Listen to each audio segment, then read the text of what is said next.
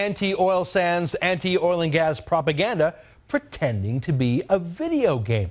Well, this is just in bad taste to begin with, but when the government funds it, when your tax dollars are going to this propaganda, then it's a whole different concern. Joining us to talk about that is Candace Malcolm, formerly of The Sun, now the boss of the Ontario wing of the Canadian Taxpayers Federation. Welcome back to the show. Thank you so much, Ezra. Well, it's great to have you here in your role as watchdog for the taxpayers. I find this video game stupid because most natural gas and oil pipelines are buried underground. You don't destroy things to make way for it. They talk about explosions and fires and bombings, which, you know, as if those are normal things. It's obviously trying to denormalize pipelines. Now, that's fine. Propaganda is propaganda. But taxpayers paid for this.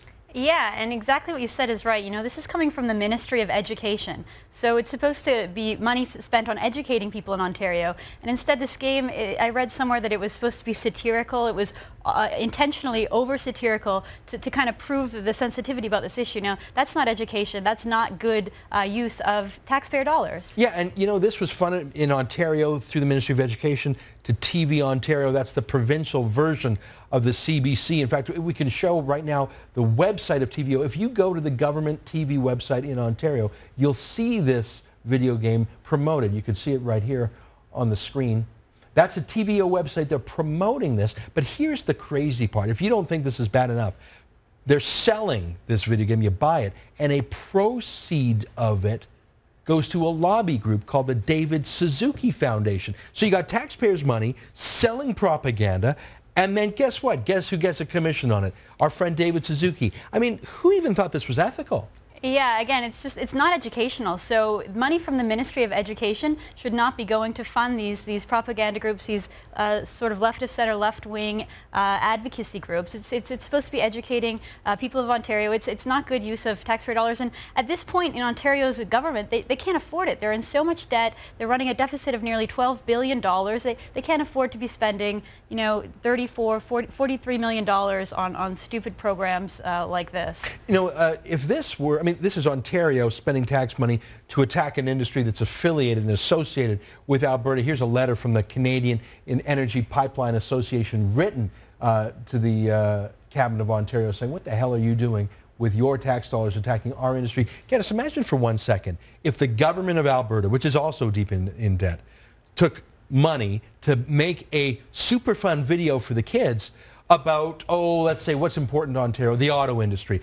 Auto recalls, GM plants closing, losing market share to those upstart companies from Asia. Let's have a yuck together about these death traps that the big three are making, like just bizarre anti-auto sector propaganda. I mean, it would be unthinkable that the Alberta government would do that, or any government, but here's Ontario. This feels like an attack on the West. What do you think?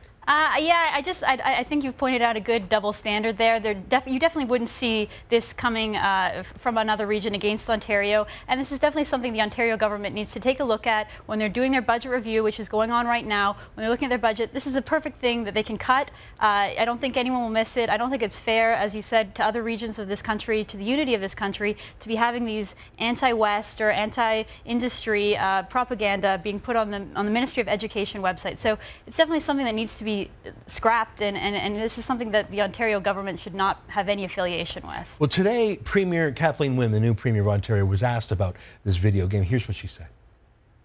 So I know nothing about that. It sounds somewhat disturbing to me on the face of it. So I'm going to ask the Minister of Education to have that conversation with TVO, because I think there does need to be a question asked about that.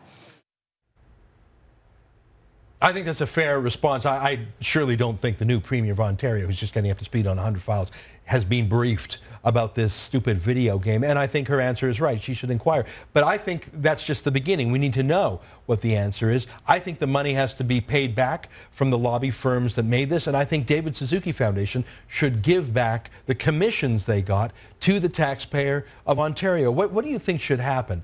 I mean, if this was caught in the private sector, if money was spent improperly, if money was being commissioned off to a charity, there might even be a criminal investigation. I'm not proposing a criminal investigation here, but I'm saying that the money should be given back.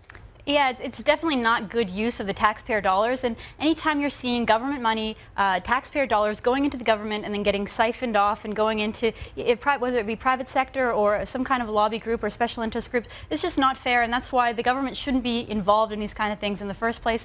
Tax dollars should be spent better, and taxpayers deserve better. Yeah, leave the propaganda to David Suzuki and his lobby firm. We don't need taxpayers on that. Candace Malcolm, the Taxpayers Federation, thanks for